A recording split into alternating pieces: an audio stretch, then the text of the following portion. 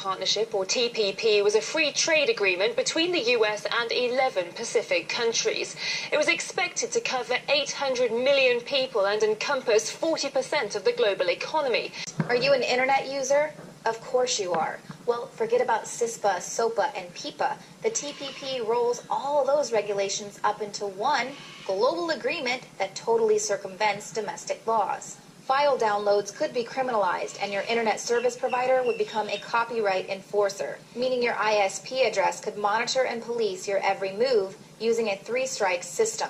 After those 3 strikes, your access to the internet could be cut off, including your own personal website, which could be deleted. And the TPP's rules on copyright infringement directly affect anyone who shares information via the web. Fair use exceptions could be severely restricted, effectively crippling any sharing of news and videos via YouTube and other platforms.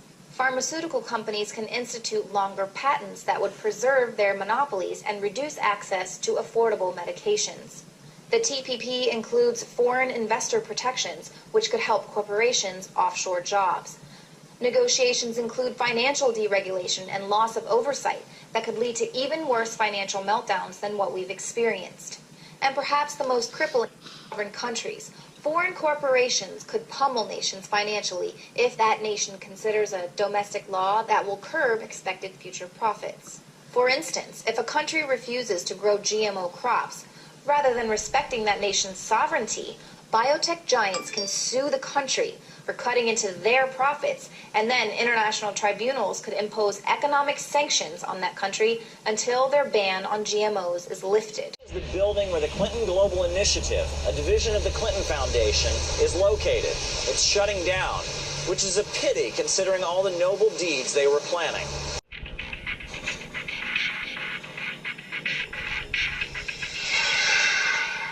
Been very well studied. Very good work, and it's a and criminal enterprise, that and so many people know it. It's a criminal enterprise. Saudi Arabia giving $25 million, Qatar, all of these countries. You talk about women and women's rights. So these are people that push gays off buildings. These are people that kill women and treat women horribly, and yet you take their money. So I'd like to ask you right now, why don't you give back the money that you've taken from certain countries that treat certain groups of people so horribly? Why don't you give back the money? I think it would be a great gesture. Well, because she takes a tremendous amount of money, and you take a look at the people of Haiti. I was at a little Haiti the other day in Florida, and I want to tell you, they hate the Clintons, because what's happened in Haiti with the Clinton Foundation is a disgrace. And you know it, and they know it, and everybody knows it. Exactly, Donald Trump. Hammer her on the Clinton Foundation. And at one point she goes, I'm glad you brought the Clinton Foundation up. No, you weren't. You shouldn't be. Because it is a criminal organization, like Trump pointed out in the very beginning of the video over and over again.